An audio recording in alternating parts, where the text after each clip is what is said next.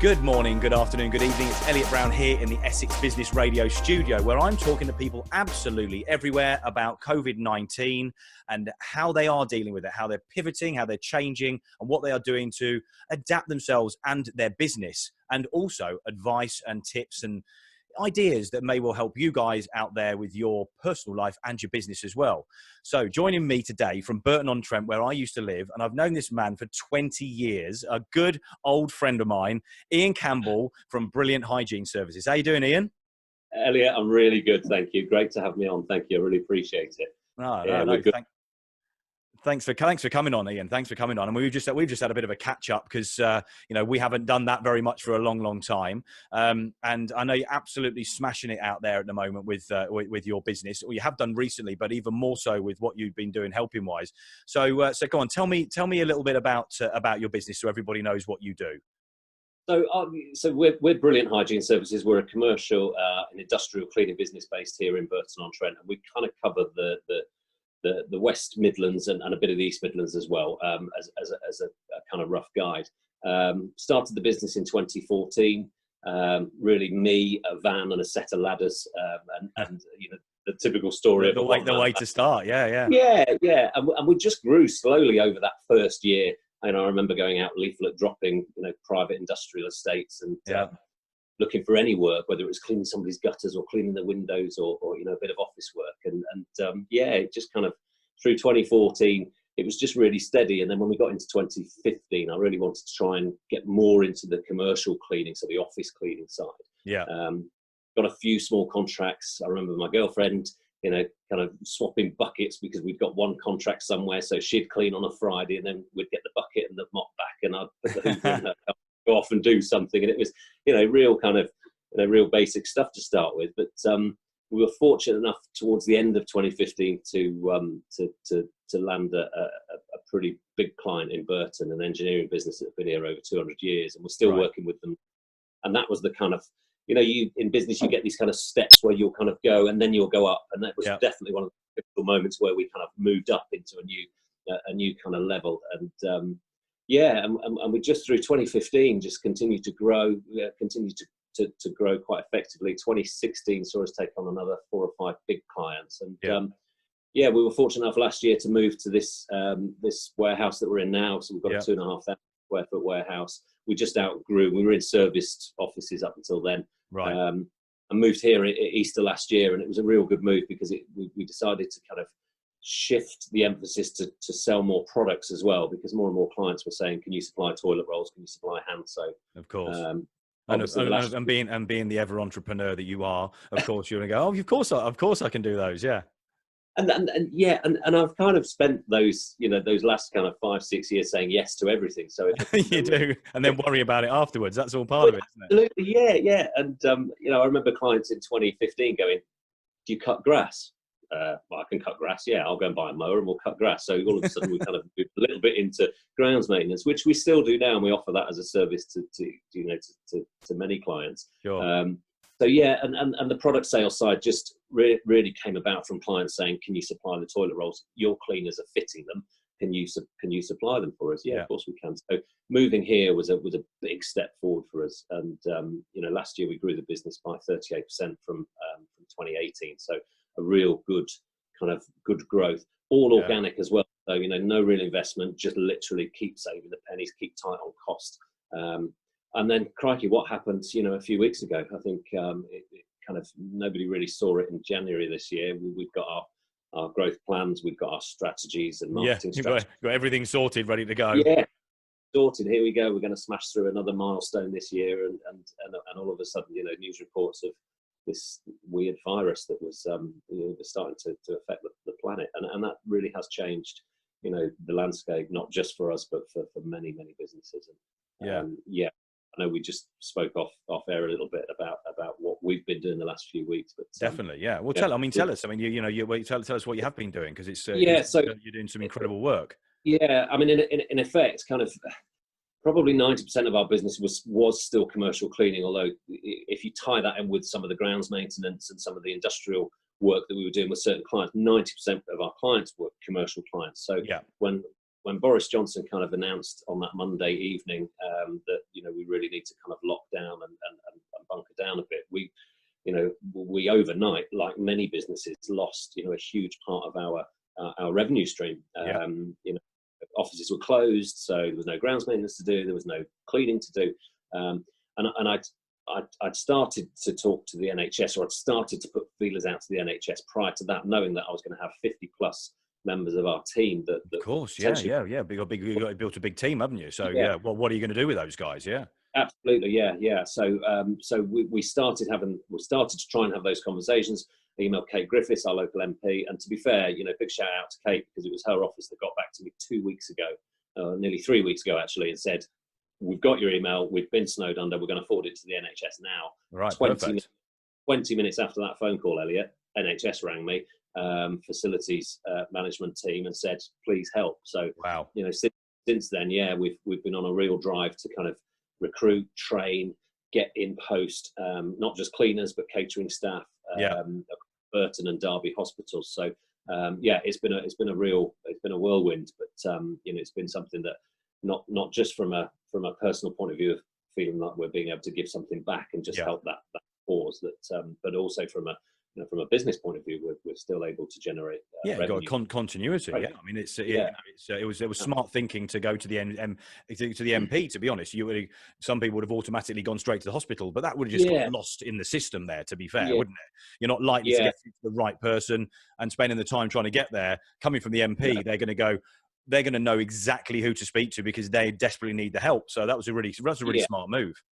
Well, it was typical me though, Elliot. It was like the machine gun attack. So I was emailing anyone and everyone I knew that had a link with the NHS, including obviously the MP, including people that I've worked with over years. Does anyone know anyone in facilities? Does anyone know a name? Can you, I know, because of being in the cleaning industry, I know cleaners at the hospital. Get me your boss's name, get me the supervisor's name, get me anybody's name. Anybody. Yeah, and then, you know, thankfully something comes back and you're able to support. So it's been a strange journey. The product sales, as we were talking about briefly before coming, that just went absolutely nuts and continues to, because all of a sudden cleaning seems to be, and rightly so, you know, the highest priority in the fight against definitely. You know, wash your hands more often, sanitize with alcohol sanitizer if you can, sanitize hard surfaces. You're definitely in the right industry, my friend.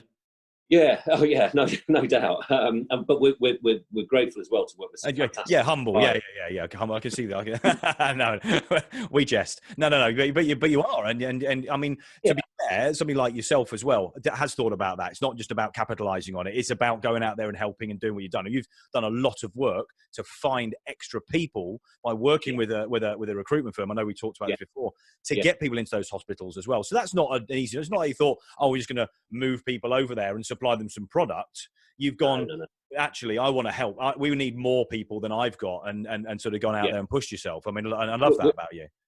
Well, I think you know, most entrepreneurs are problem solvers, aren't they? That's what we do. We love to find problems to solve and then solve them and hopefully generate some revenue as a result. And I think for us, and we're doing it continually now. We've had a big conversation today about face masks. We think the government will probably advise that everyone that's you know, as we come out of this lockdown, should wear a face.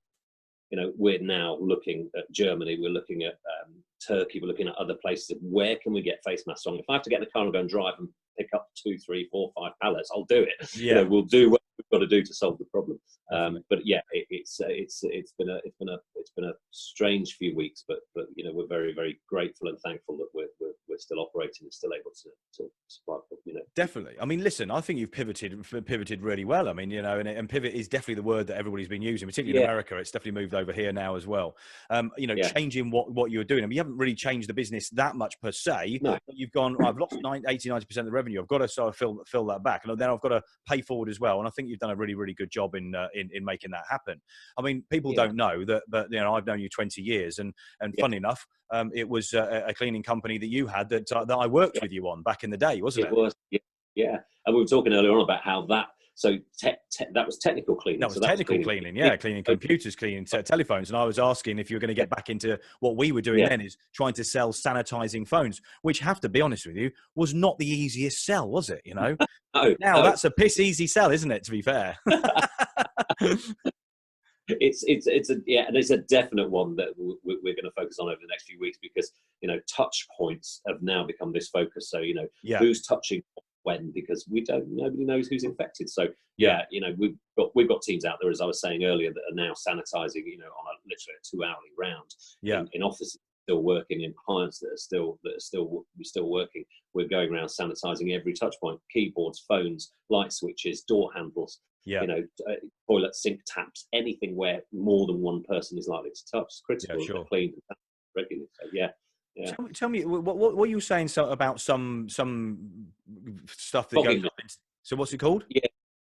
So we've just invested in some fogging technology. So the idea is, and the NHS use fogging technology quite effectively when they're deep cleaning a room or a ward. So it's basically a machine, normally battery operated, sometimes mains, where the disinfectant goes into a tank and it creates a disinfecting fog. So is this a little bit like when we've been seen on LinkedIn and some of the social media posts where they've got them in China and they're going out with these sort of almost Ghostbuster styled devices, but rather than sucking in ghosts, it's blowing out, obviously blowing infected. Yeah. So that sort of thing, right? Okay. Is that and are you utilizing those right now? No, so we've just recently invested in that technology. Oh, okay. Which should be with us either this week or next. So we want to be able to, in a few weeks, a fogging service, so clients can, as they start to return out of this lockdown, if they want to know that office has been disinfected effectively, guess what? Get us in to fog it, and every single surface will be disinfected. It's a really fast, effective, and safe method of disinfecting an entire area. You can go in with people, and you can go in quite labour-intensive and wipe surfaces, but fogging is a much more effective. Oh man, I mean, that sounds like it sounds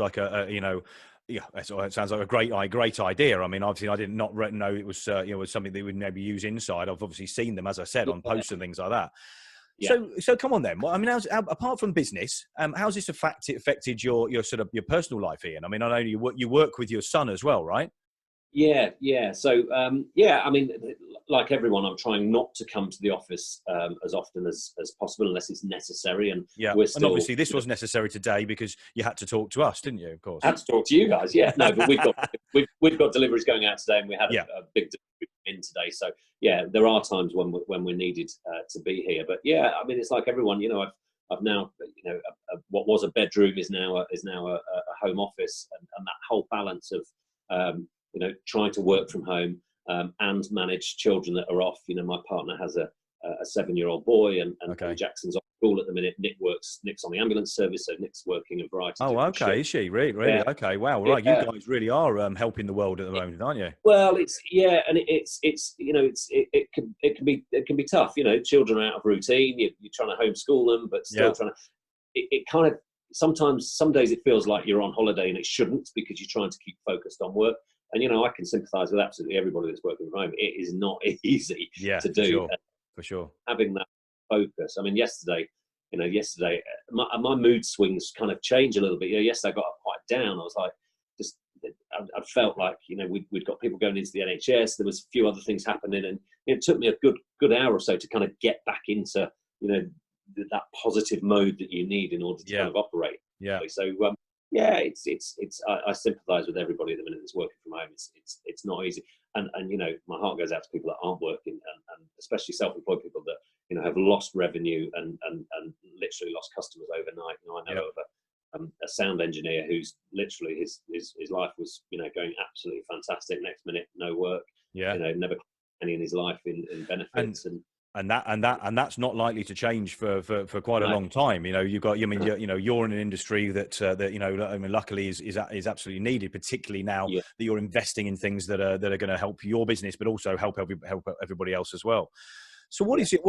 I mean, you're a very positive guy. You're in self, you like to develop yourself, and you've always been the same. And we've both been on the roller coaster for sure. And we both work from home at times, which, as we both know, we've sat on dining room tables together, getting things going many, many years ago. And I'll never forget those days, fond memories, to be fair. But we've actually been used to things like that. I mean, how would you advise people to look at things slightly differently, Ian? Because I do think that certain people find it easier to pivot, to change. And you've done that rapidly with your business. I guarantee you not every cleaning business has done the same. Some will be too big to be able to pivot. So you're quite lucky in the fact that you're 5-6 years old. You're in that stage where developing stuff is always there. So actually you have to pivot with time and change what you do with the business. What would be your advice to people out there, that they're in this and maybe don't know what to do, don't know where to go? Yeah, it's difficult. I was thinking about this the other day because it's very easy when we all get sucked into watching the news, and we all get into this you can start to develop quite quickly I wouldn't even say a negative mindset, but almost like a non-positive mindset. Oh, definitely. It's really important to go, hang on a minute, take yourself away from this situation, breathe, stand still, and look at what other opportunities, because there's opportunities everywhere, isn't there? Even in these dire situations, there's opportunities. You've got to almost, when the world around you is going crazy, and stop and breathe and just try and remain calm and look outside of what we can all see that's close to us, which is this negativity, this bad news all the time. Death numbers on the news and on the radio. Try and find a way of taking yourself out of that. Now, if that means go for a walk and do it, great. We've all got an opportunity to get out for an hour or so and try and find space mentally to take yourself away from everything that's going on around us, to look for those little nuggets of opportunity, because they are there. We've been talking today about, can we start making face masks? We won't, but let's look at every opportunity. Let's look at what we can and can't do. I think sometimes as well, and maybe this is for businesses with larger teams. I was really fortunate to do, and I think I shared this with you back end of last year. I was really fortunate to do this leadership development program at Keele University up in Stoke. The brains that came and taught us were just unbelievable. And I remember my entrepreneur in residence saying, if you get a number of people together and get them to be creative as a team, you probably never get a better way of solving a problem than with a joined up team. So if you are part of a bigger team, have those conference calls, find that way of trying to get people's creative juices flowing, because there are problems out there and there are solutions. I've got a client in Birmingham that's a massive drinks distributor. They're now distributing for Tesco's. They're sat on 13 warehouses going, shit, what are we going to do? They're now food for Tesco's because somebody somewhere went, let's get on that. There are ways. I've seen companies, Barber, who make the wax jackets. I've just seen the fact they're doing scrubs and stuff. That's but why not? Scrubs? Want some of them scrubs? They're pretty cool scrubs, aren't they? Yeah.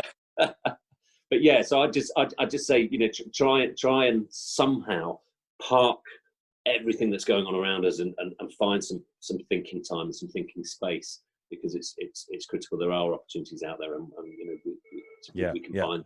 Definitely. If you're part of a larger team as well, getting everyone together. That's right. Whatever, just to try and pull people's ideas together. Yeah, definitely. And I think there's a lot to be said for that. I mean, I think mastermind groups are superb. I know, so this has been built up recently as well. And I went on a couple last year. Huge amount of wealth of knowledge to be got from that.